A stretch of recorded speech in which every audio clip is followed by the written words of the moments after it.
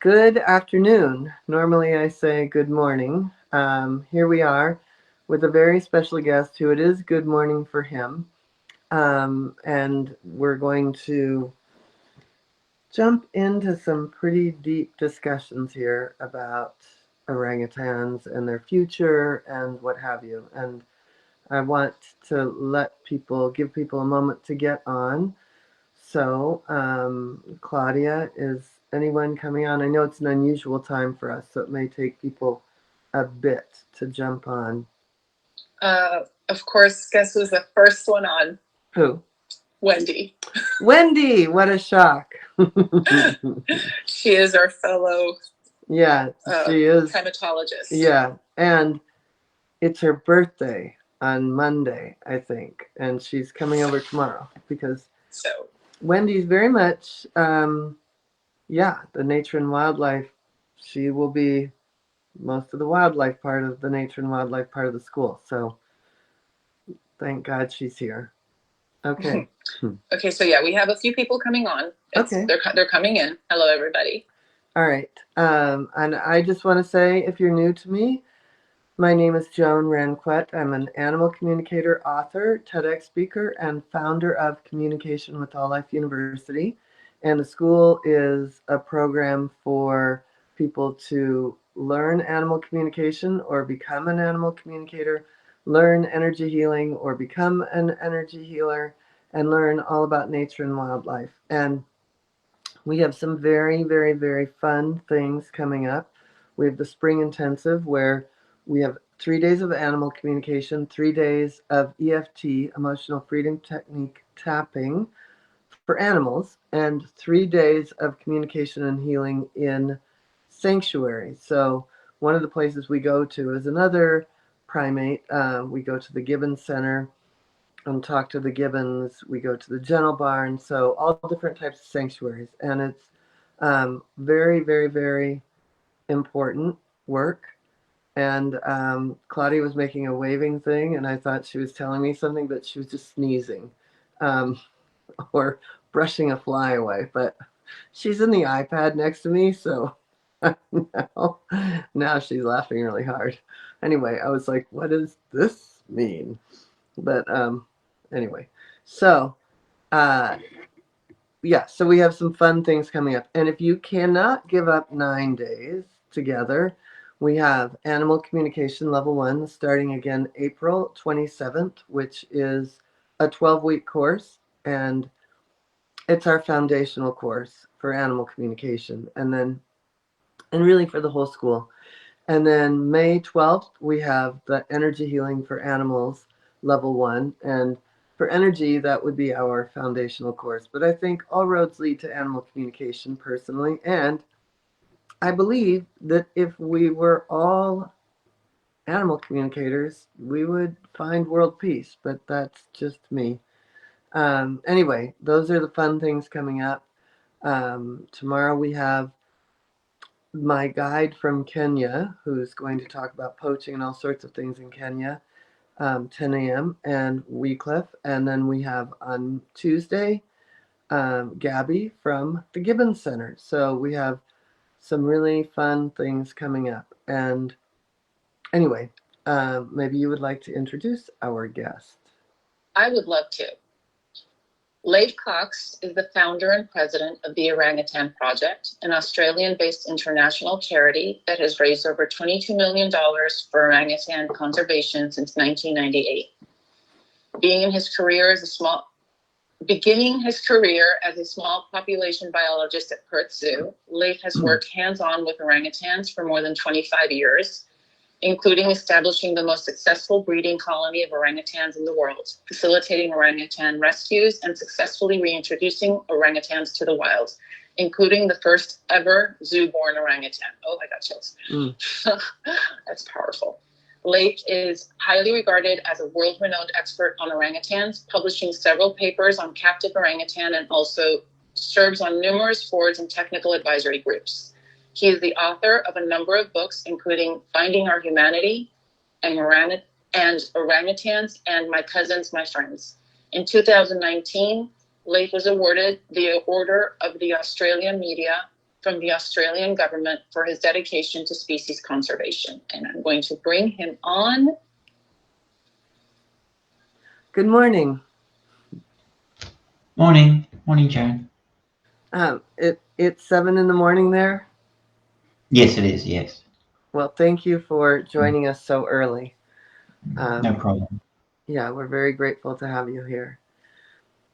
And I want to jump in because there's a lot to talk about, and it's been amazing to see kind of similar themes with some of the other speakers on wildlife. And I imagine there are going to be some very different experiences today, but also some similarities.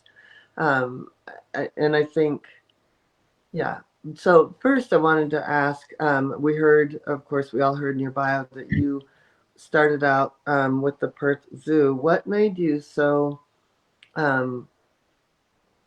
committed and just engaged with orangutans? Was that what you started? Was that your first love? Well, I started off at the zoo working with birds, and then the big cats, elephants, and the hoofstock, and Charlie, the old dairy farmer who'd been looking after the orangutans for 20 years, was retiring. But it was a lot of work to look after these 15 orangutans. So not many people wanted to do it. So they asked me, "Do you want to come look after orangutans?" I said, "Oh, I'll give it a go," And back in those days, there was no occupational health and safety. There was no training. I was given 2 hours. This is the enclosure. Those are the orangutans. Here's the diet sheet. Go look after them. And so I got really no introduction to these wonderful beings. And one of the obvious things is that I would just go in with them, and have my lunch with them and play with them, And it was sometime later that people would tell me that in other zoos you don't go in with your orangutans, and they're behind cages, and you have these lines that you don't go beyond because the orangutan's going to grab you and pull you in, And I said, "Oh, gee, I just been going in with them, they just seem like nice beings, and we just been connecting." But taking away those bars and that interconnection, that barrier allowed me to connect with them as real persons. They're 7 times stronger than a human being, so they can tear you apart if they want to. But they're such a beautiful animal, and if you connect with them on a one-to-one level, I've obviously discovered that they're a wonderful person, a far more noble form of person than we find in humans. But and of course, secondly, realize that they don't belong in captivity. They can only reach their full potential in their own groups, in their own culture, being in the wild. And of course, soon after that, discovered that they've been driven to extinction in the most horrible way. So that started my life work to save the orangutan, both from individual welfare perspective, the value of the individual person, but also the value of their noble species to survive this extinction crisis. And so I have a couple of questions that are dying to come up, but one thing that the first one I would love to ask is, on the one hand, they're a solo animal, but at the same time, you said they belong with their culture, so what does that look like? Yeah, no, that's a great question, because often, people take 2 extreme positions. One would be, they're a fairly solitary animal. If you keep one, it's fine because they seem to be happy on their own. Or 2, they're social animals, so we just get all these random orangutans, stick them in a small enclosure, and they're going to be fine too, because hey, they're only solitary because they can't find enough food.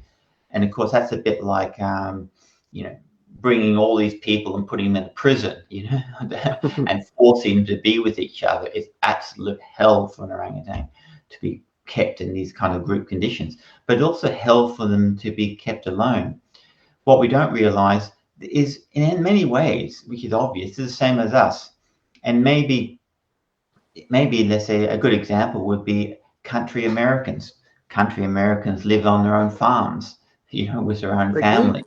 Yeah, but and they maybe spend most of the time alone, but they do come together.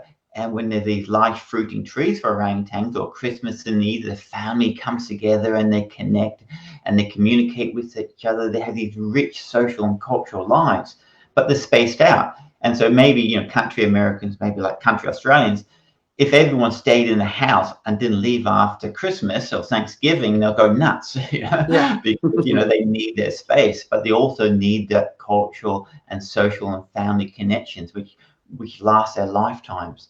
So they're more like us than not in that way.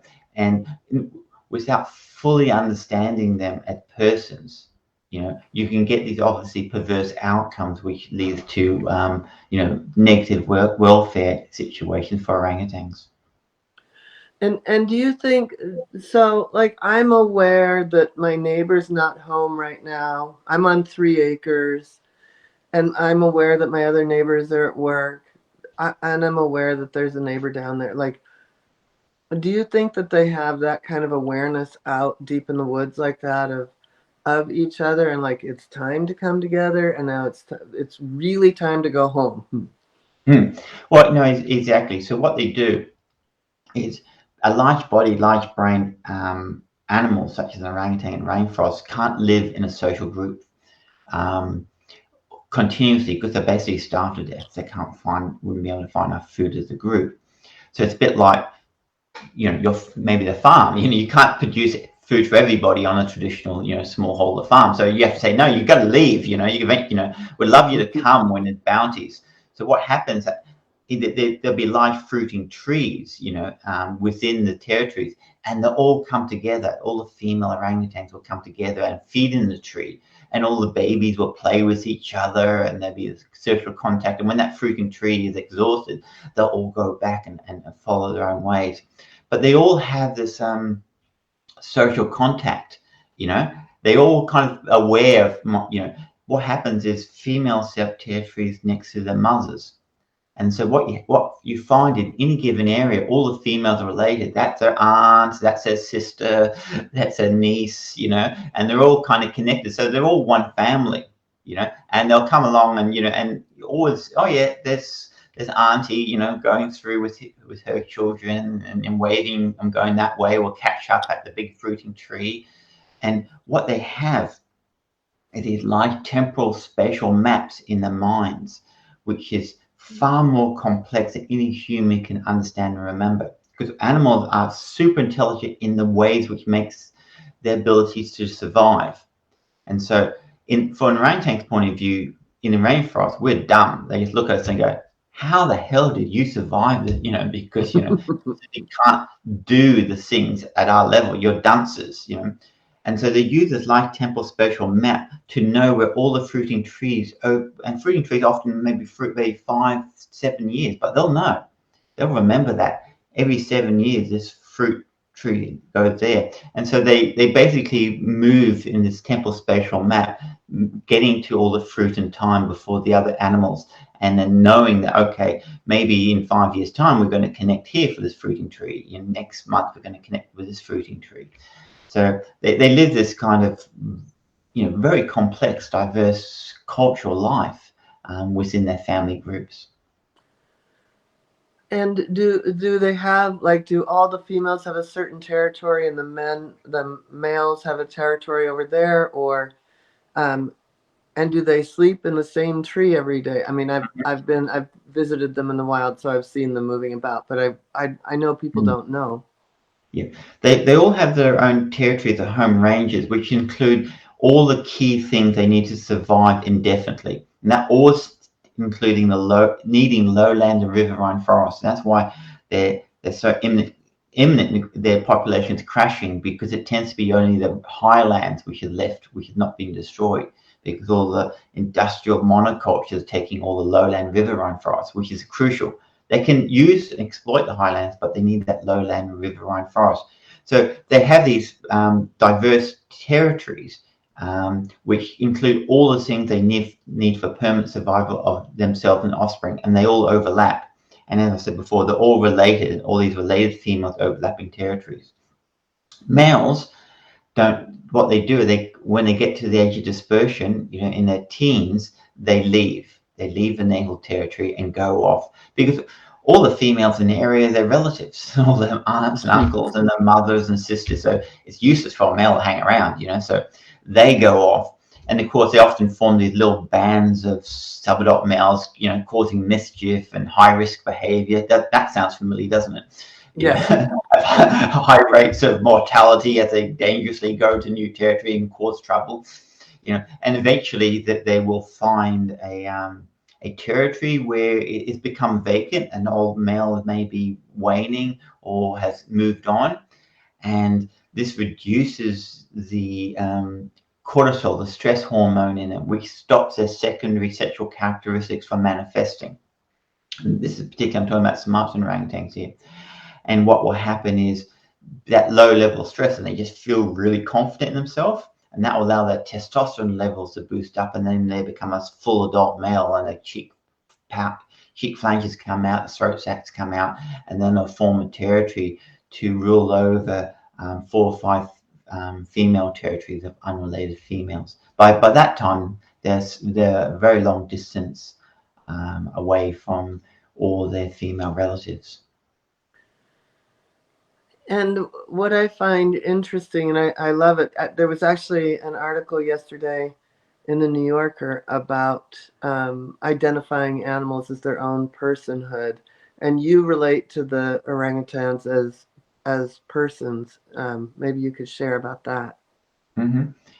Well, persons are basically, what happens is there's a content. What the individual sense of identity is, what happens is a concept of continuity. There's the thoughts about the past, present, and future.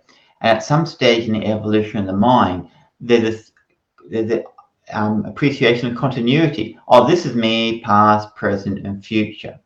And then this concept of individual identity or ego appears.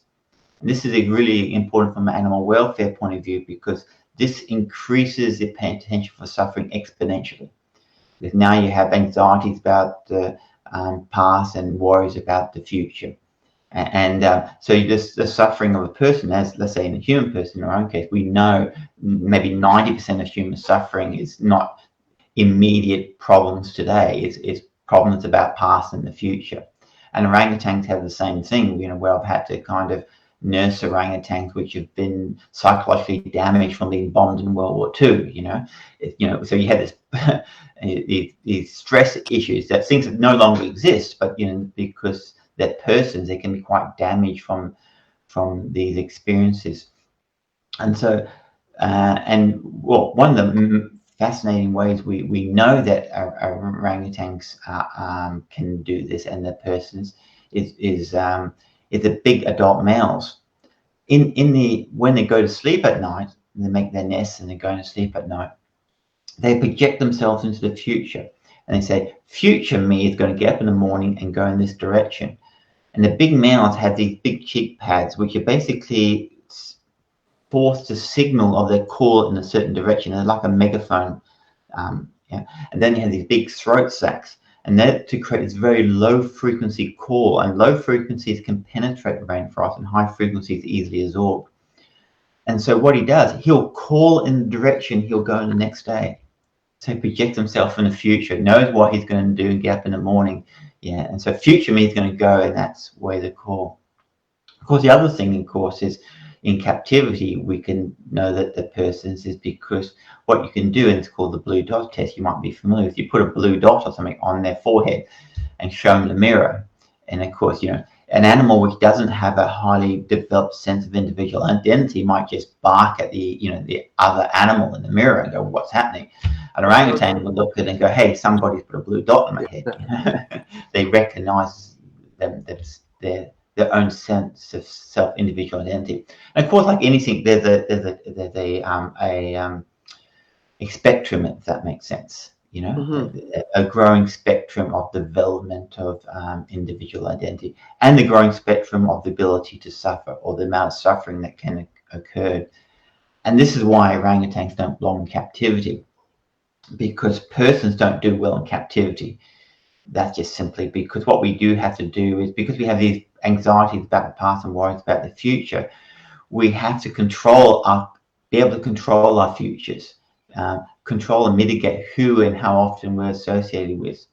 And that's why, as an analogy, there's a refugee camps are created for the reason of looking after people.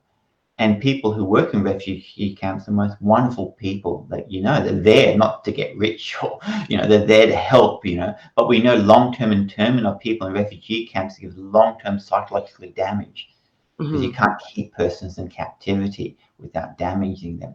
And so that's the same with orangutans in zoos. And that's not because the keepers aren't absolutely brilliant and looking after them and totally dedicated and doing what they can, but it's just not a suitable sign. And so that's why most of the orangutans I've seen in captivity are not doing very well mentally, and they just kind of shut down. And of course you need that level of sensitivity to pick that up, And I know when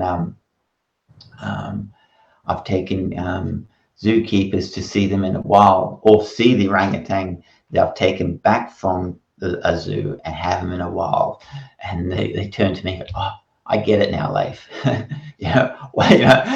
Because it's like, well, it's a bit like maybe visiting, people in prison, and go, okay, this is how humans exist. All humans exist and work as these prisoners do, and you get this kind of viewpoint of how humans are. And then if you finally one day actually see humans outside of prison, living free in society, and go, oh, well, no, they weren't like that. That was an ugly caricature of the dignity, the meekness, and the potential of human beings that that we see in prisons. We really don't see the full manifest of the beauty, and the potential of humans, and until they're free in society. So if in a captive setting, then they are, like you said, they don't shut down. Like, are their adrenals always going? Are they on? So, and that's what probably brings on a lot of human diseases, human-like diseases. Well, exactly. I mean, one of the things, for example, what we know, even humans, we actually do really well with short-term high stress. We have flight and flight, and we deal quite well, and we can recover quite well from that. Now, what happens with that fight and flight mechanism? One of the things that you get, that butterflies in your stomach because of taking all the blood, from the stomach and that sort. But the other thing, it takes all the energy and from the immune system. Because let's say you're being chased by a tiger, don't worry about catching some disease or fighting some immune system. Shut that down. Let's just get into everything to the muscle, thinking quickly, reacting. That's where you need to be. Now, what we haven't evolved with, and orangutans as an example haven't evolved with, is long-term chronic stress. So you have basically, your immune system is being impaired through long-term chronic stress. And that's why, with many animals, which are more capable of living in captivity, they'd actually live longer in captivity. There's no disease, first-class medical attention, adequate diet, etc. But orangutans all die a lot earlier in captivity, than they do in the wild. And the reason being is because there's long-term chronic stress. And you're not seeing it, it's not obvious, unless you're picking it up. You think, well, it looks fine, it's just sitting there in a corner, it's not exuding, overt stress reactions, but it's that long-term chronic stress which is eating away at it. In dogs and cats, I call them adrenal animals. Those animals that never turn off, right? And they, and people sometimes don't recognize that they have one of those kind of dogs or cats or even horses. I know, animals that want to do everything, and eventually their system breaks down. So that makes a lot of sense to me, that would, occur, to be in that setting. So what, and I have other questions in a different direction, but real quick, not everybody would be set free. What would be an alternative? What's a thought for how we could be recreating or rethinking a future plan for all the orangutans that are in captivity? Yeah, no, a fantastic question. Because, and and one of the things I did the last few years. You there, Joan?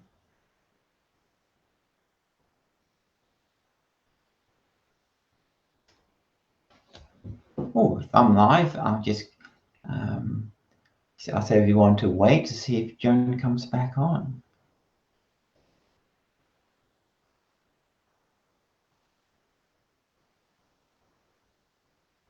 Hi, you're on mute. Yeah, but I seem to have lost Joan, or Joan has lost me. I can't hear you, no. But no. Should I maybe raise your hand if you think I should just go off and come back on again? Okay, I'll do that.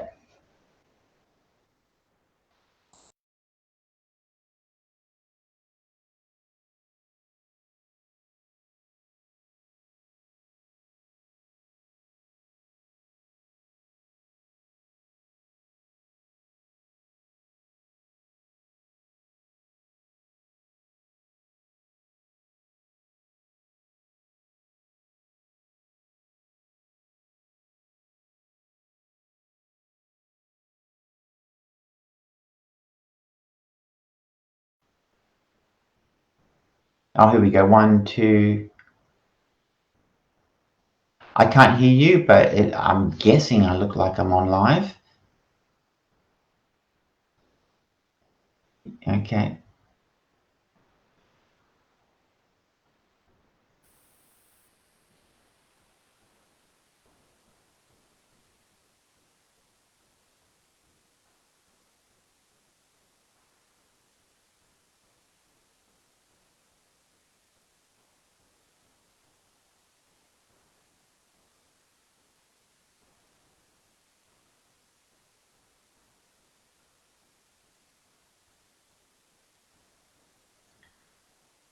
Okay, Facebook here says I can see and hear you, Leif. Okay, at least I know it's not on my side.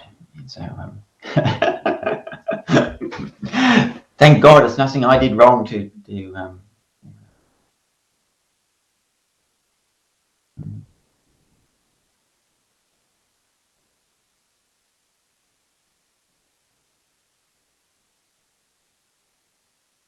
But while we're waiting, maybe I'll just tell you about my 2 books.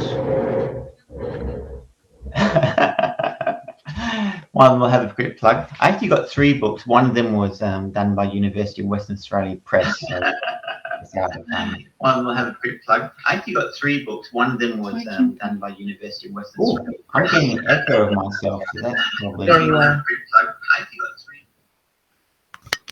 Okay. I've got orangutans, my cousins, my friends, which is my journey with the orangutans, both in the wild and captivity, and the connection.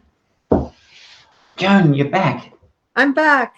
I fell out. I don't know how I fell out, but anyway. Okay, so we were talking about what could be done for the orangutans that are in captivity now, but need a different setting completely. Yeah, exactly. So, I mean, one of the examples was, I was involved in a court case testifying as an expert witness to give human rights to an orangutan in Argentina to free Sandra from captivity. But she was a hybrid orangutan, which has been very much damaged from spending a whole life in captivity in solitary confinement. So just putting her back in the wild would be a miserable death for her. Right. So we found a wonderful sanctuary with her in America, who been looked after, and she's with other orangutans. So the answer is to give every orangutan the most freedom and most social and cultural continuity and connection than is possible for the orangutan. Now, what we're doing, and we're starting to do this now, is Let's say a lot of orangutans can just go back to the wild, even born in a zoo. And I demonstrated that by starting to introduce zoo-born orangutans back into the wild. So some of them, even in captivity, are capable, with the right care and attention, to go back to the wild. Others will never be able to go back to the wild. But what we're developing is rainforest sanctuaries. And so what they'll do, they'll live in a rainforest, but be cared for their entire lives. Now, there's two things going on here. That's the best welfare outcome, for them to live naturally in a rainforest, but supported for the rest of their life. But the other aspect is, this is a critically endangered species where every individual is genetically important to the survival of that species. Right. So what we do then is we allow those orangutans to breed.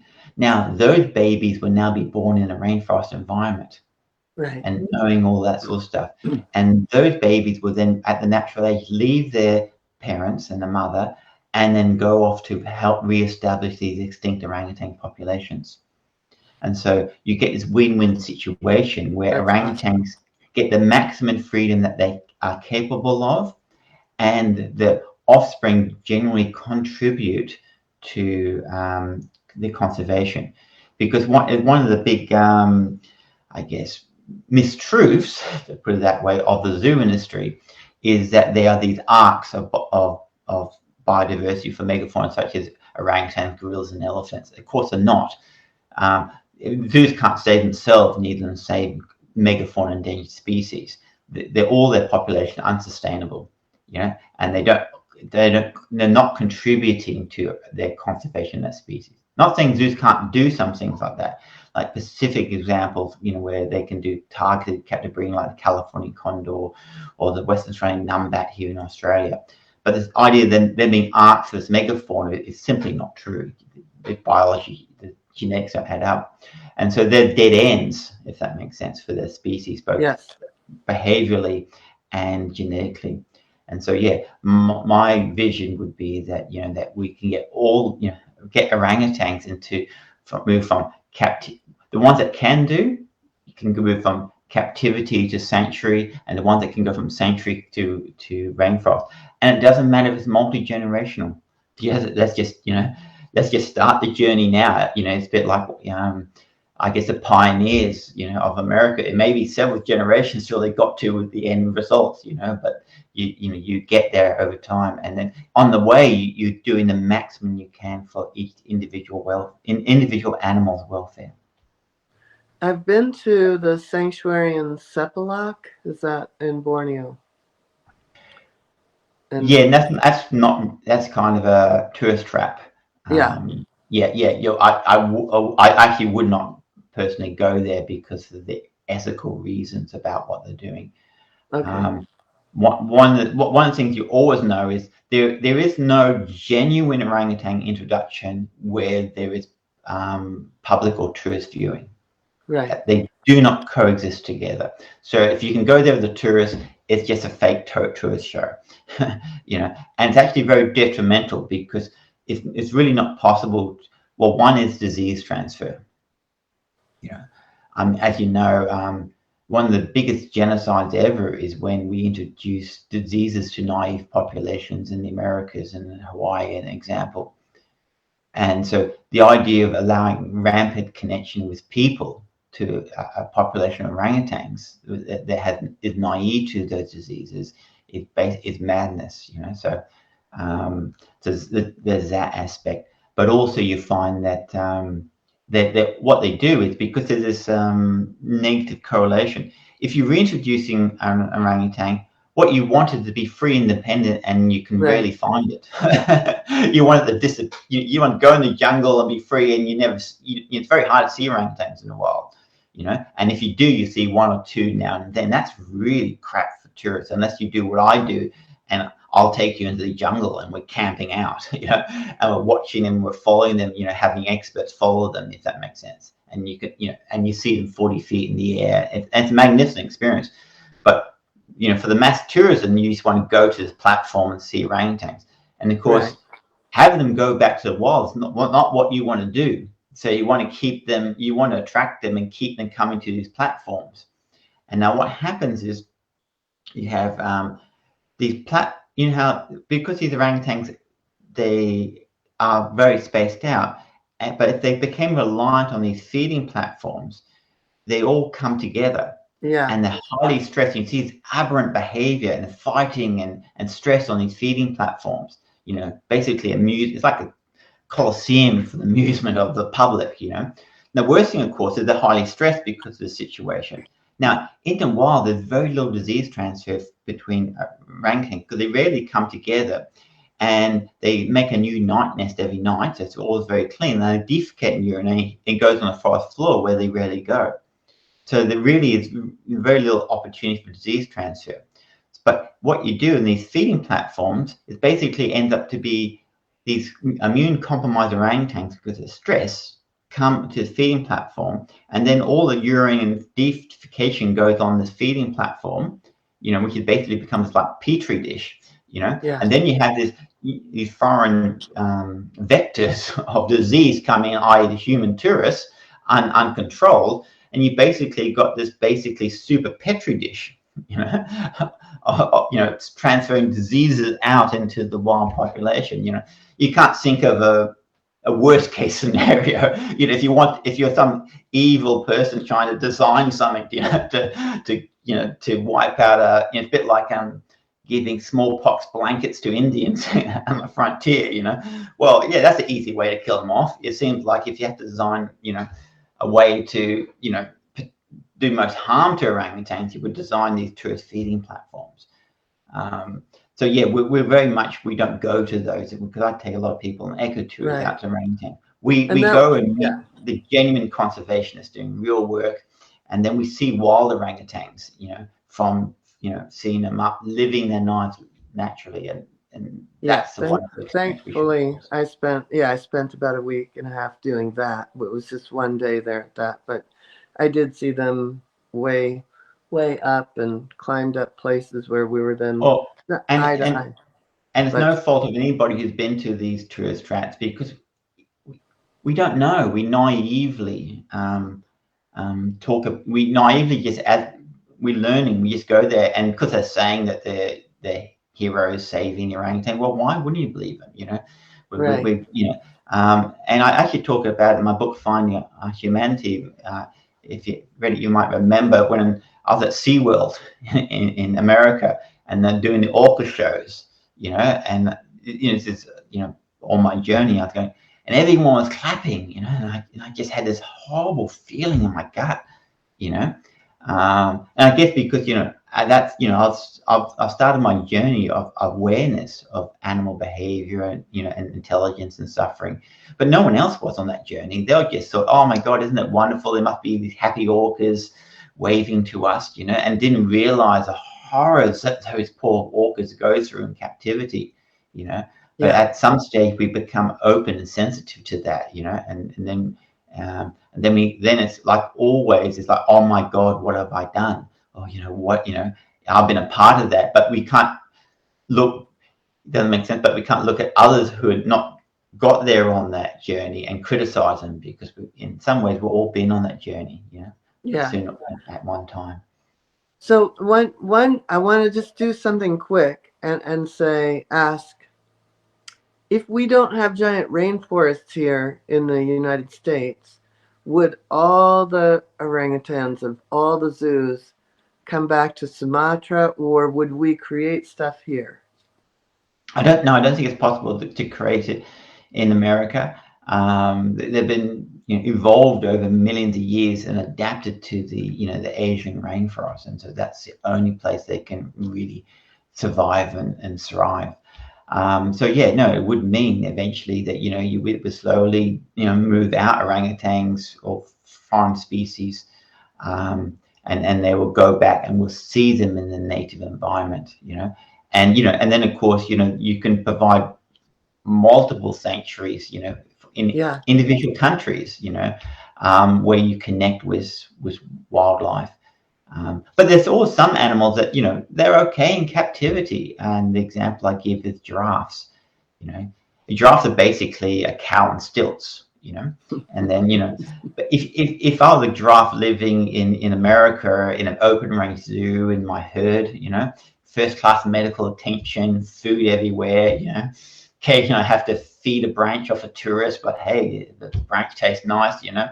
And you gave me, say, hey, look, we've got a reintroduction program. We can send you back to Africa where there's hyenas nipping at your heels at night and there's disease and death.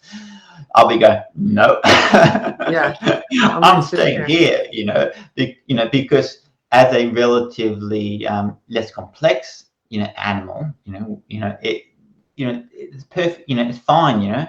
So it's a bit like, extremes of any viewpoint tend to always be, you know, not right. It's that kind of medium ground. You know, there's some animals that we can keep in good, appropriate conditions, and they live, you know, appropriate full lives, and we can connect with them. Of course, the absolute perfect example is dogs. You know, because, you know, some extremists say, oh, we can't keep dogs as pets, you know, because, you know, that's exploitation. You know, that you've got the extreme animal rights people, you know, talking about pet ownership as, you know, but we, you know, for 75,000 years we've evolved with dogs. You know, we don't catch any diseases off each other because anyone who's catch diseases off a dog or the other way around is out of the gene pool. You know, dogs have behavior which is specifically related to connect with humans. You know, we've evolved together, and I've seen this in the Dayak tribes with their dogs. They're basically two species coexisting together in harmony, you know.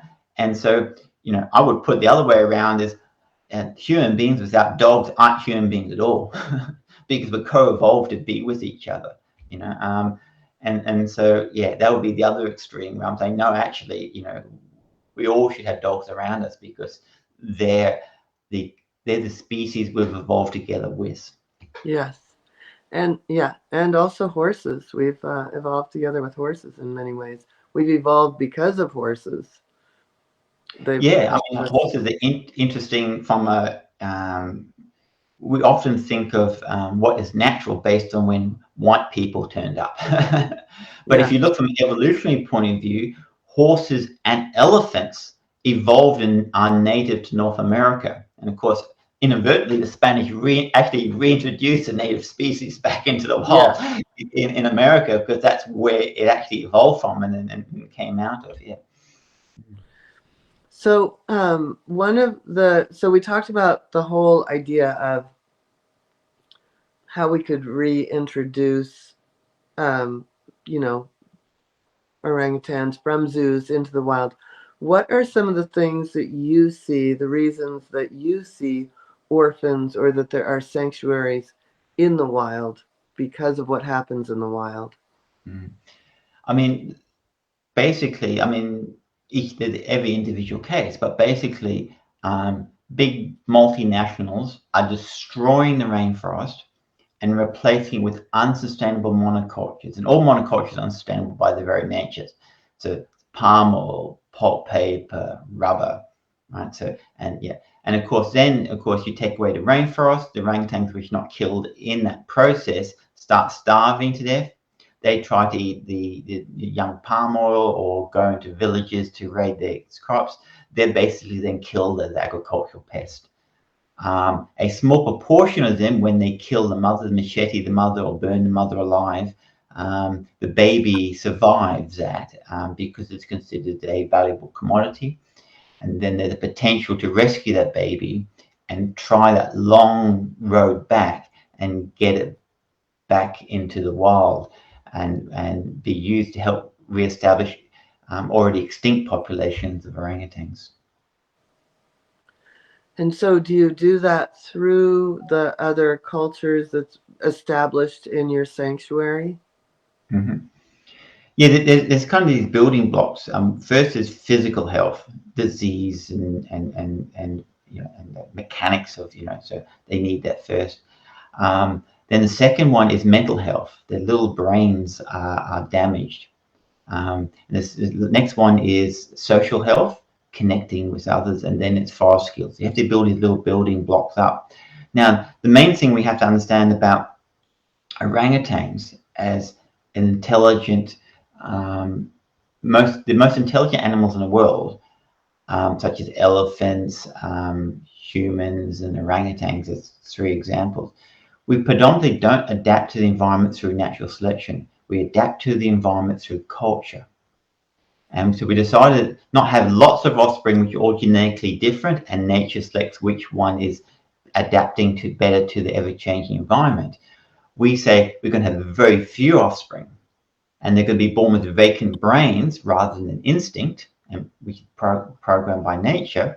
And in this case, the mother, she programs a culture, how to find food, what tools to use, what is the danger, and their little brain is programmed over a long period, 8 to 12 years of programming, learning the culture so it could survive.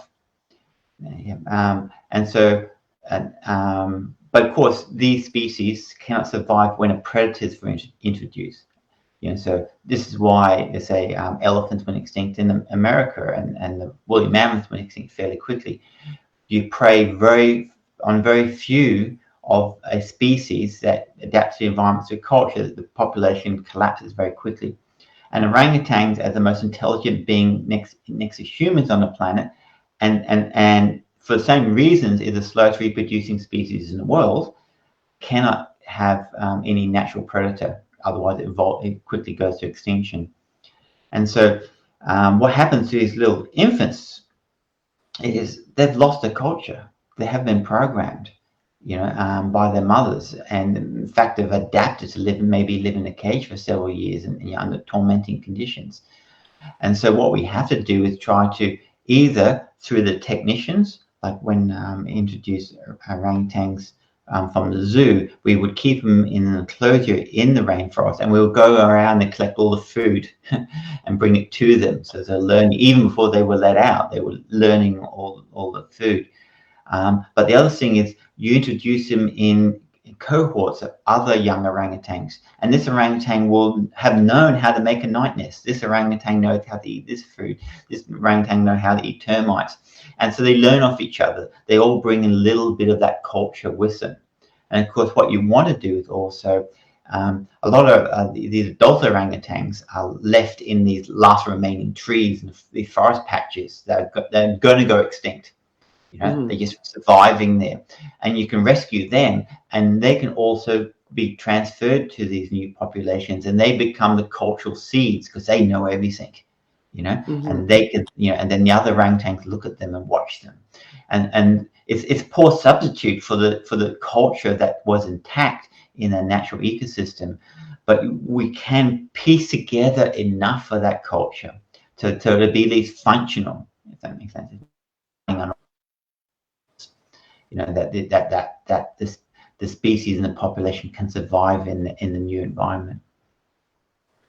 And so do you find these older ones that are about to, go down with the forest, so to speak, or is that and so you bring them back to your sanctuary?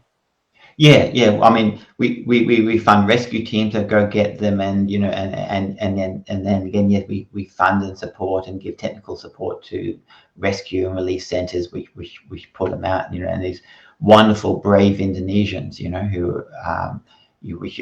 which are on the front lines, literally risking their lives, Right. And I know I've seen them, because they're on WhatsApp with me, and the people, the mafia throwing stones at them, and trying, and we have to supply, obviously special police guards sometimes to protect them, because obviously the rich and powerful often involved with, or seem always involved with these processes. So I just want to credit, that the day-to-day heroes are, these young, dedicated Indonesians, which are, working every day in the rescue, rehabilitation, and release sites, for them. But the other aspect, of course, is interesting enough. So I say, well, when you release orangutans, females tend to stay in the same area and set their territory, because that's what they do naturally. They just don't go very far. They set territories next to their mum. Males tend to just go, boom, they're out of there.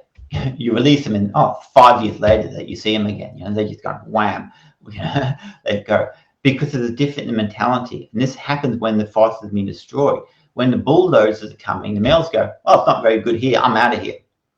the female's mentality is, well, I'm just going to stay here till things get better. That's what their culture tells them to do. And of course, it never gets better. Before it used to get better, the season would change, or and things would get better. That's a good way to have it. But literally, so what happens is you have the females, the babies, sitting in that last tree, and all the bulldozers around, and that's where they're vulnerable to be shot, or they burn the tree and they get burnt alive, and they take the baby. Oh my God! Of course, the irony of what's happening is, you need females. Females are the most important thing. You can have 80% of the males die, and the population is fine. You kill 1% of the females, and then the population spirals to extinction. Females are what is valuable. But what's happening is the remaining forest is full of males because and the males are basically big fruit-eating machines, which are taking all the food from the females and the babies. And the babies start starving, even in the remaining forest, because it is hyper-density, because the orangutans don't want to die. And the males have left, and the females have got the mentality of staying in their territory despite it being destroyed around them. Yeah, so you got all these kind of compounding factors, which is making the misery of the orangutan so much more. And of course, now with climate change, you get higher temperatures, rainfall, and therefore every bit of rainforest is becoming less productive. Is becoming more dry, which is then increasing the chances and the intensity of forest fires, which is then again reducing productivity of forest. And then you need a certain amount of forest to create the rain, and because there's not enough forest, there's not enough rain being created, and so you get these compounding effects, these feedback loops. And this is why we've only got 10 years to save this planet. And we've got 10 years to save orangutans, because people oh yeah, look, you got all these orangutans, and it's fine.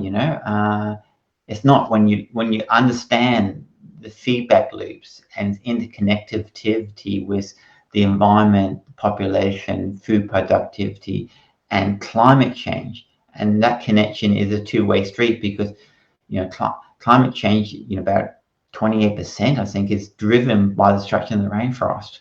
And then climate change feedback loops and destroys more rainforest and makes it less productive. And less biodiverse and productive rainforest is, less its ability to store carbon, even in the remaining forest. So yeah, we've really got to go all guns out in what I call the most important decade in human history, the decade which will decide our future. And that's why it's so important that we all now do whatever we can to turn the situation around. And we have a couple minutes left. Just touch on it for a moment. Like, even if they stopped palm oil, a lot of these places would then do rubber or would do this. So how important is the socioeconomics of certain areas and finding ways to educate people within smaller rural communities? Oh, look, it's got nothing to do with it. Really? The idea, in the local community, the indigenous communities are powerless. You can educate them all you like, but they've got no power. The forest is disappearing. It's not, and they have slash and burn agriculture and hunter-gathering, which was totally sustainable over centuries.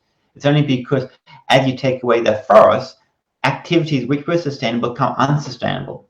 And so we're developing agricultural systems under the rainforest canopy with the indigenous communities, such as shade coffee, shade cocoa, vanilla, honey production, that can be sustainable under the remaining small amount of forest which is left. So educating people about new agricultural systems for survival and feeding and looking after their kids is fine. But the idea that poor people destroying the environment, not rich multinationals, is a problem. No. I don't mean that, but I mean, I think that at a certain point where they might say no also, or they might find a different way. I mean, look at a lot of the the tribes in Africa, they get sucked into certain, like, poaching, things like that. Well, no. Well, I guess what I'll be saying is it's a similar situation. Africans, if you've been hunting and gathering for centuries, well, why is it now a problem? It's been sustainable for centuries. It's because people have taken your land away. Right. you know, and I know with, for example, when you're powerless, let's say in Indonesia as an example, you there, why are you knocking down those trees and selling it? Well, I have no power to protect it. If I don't knock the trees down and sell it so my kids can go to school, the big rich people are going to take it anyway. So That's what they're I not mean. stupid. Yeah. They know, they're intelligent human beings who know Right. their environment and their situation better than we will ever do.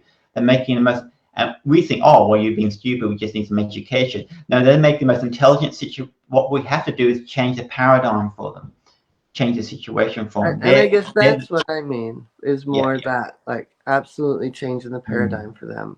And so yeah. how does that happen? Well, what we're doing is we're trying to say a complete ecosystem of the right type, shape, and size of the rainforest. That ecosystem will be sustainable for orangutans, elephants, and tigers get to extinction crisis, and develop sustainable economies with indigenous communities under the rainforest, so they become rich and prosperous. So they have to move from slash and burn hunter gathering to, cash crops such as coffee, vanilla, honey, as certain examples.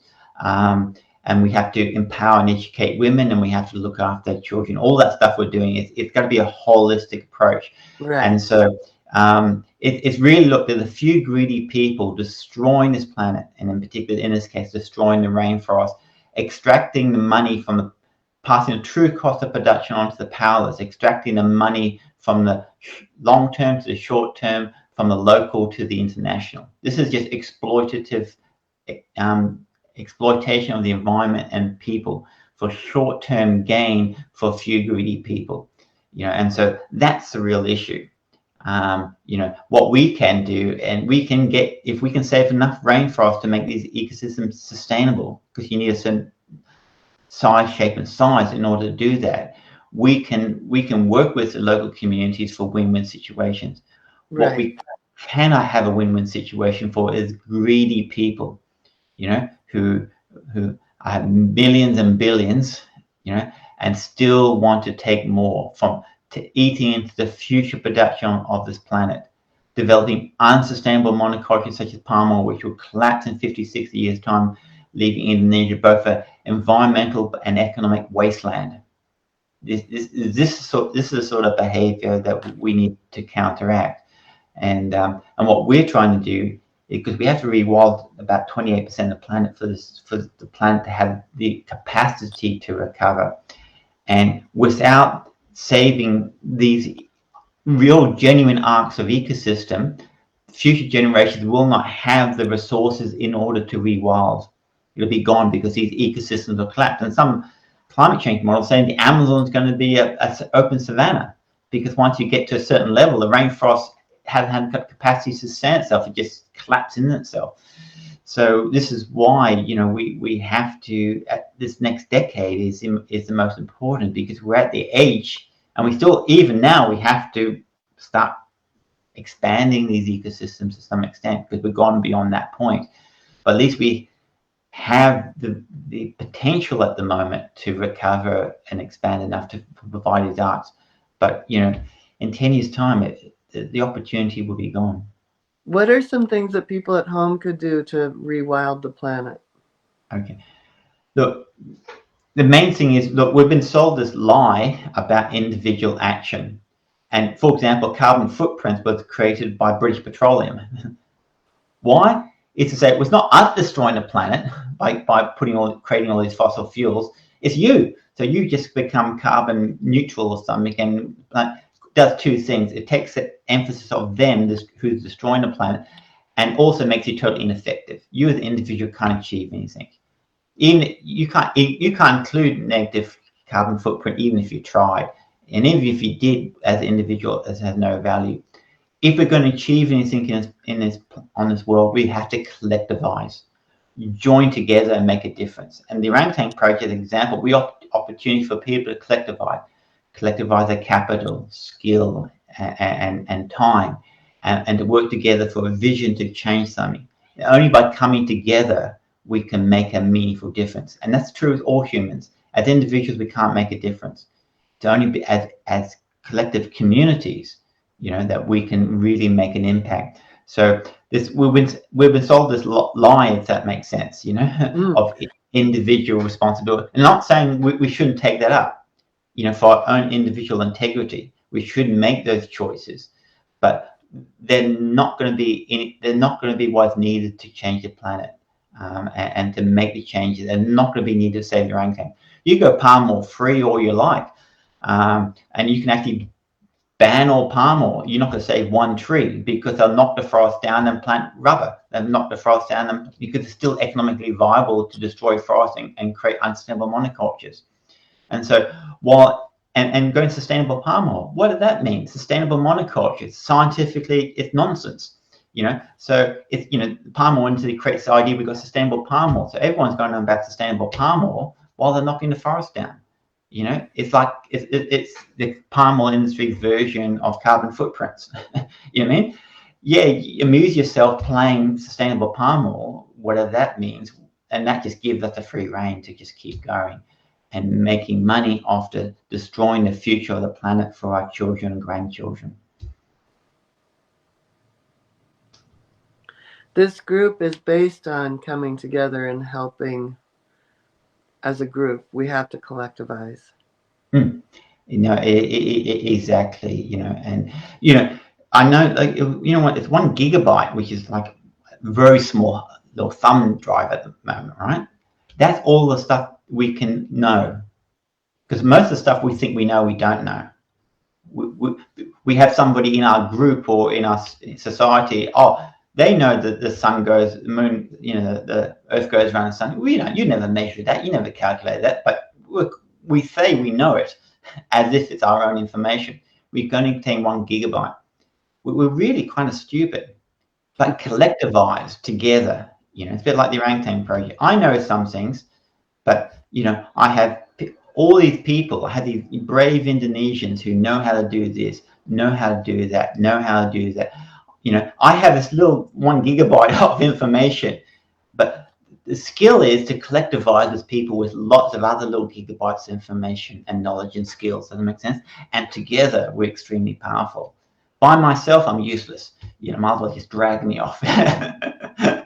But because we can, if we can develop that capacity to selflessly work with others for a cause beyond our own selfish desires, we can do wonderful good. Together. Work with a servant's heart. Mm-hmm. Thank you so much. This was so amazing. People loved it, right, Claudia? I can't see the comments, but yes, people loved it, and I can speak for me, which I have a feeling is happening to everybody else. I'm just kind of sitting here absorbing all this information, and it's my heart's broken. Yeah. From some of the things that I'm going to start crying. But I'm also realizing that we do have a collective group that we can make a difference. Great. A fantastic point, thank you. Because, and I talk about it in my book, Finding Our Humanity. Selfless service to others and creating a better world is the path of joy and love and reward, Yes. and for the individual and for others. And so when we talk about all the issues, you could quite rightly go, oh my God, it's hopeless, depressed, I'm an individual.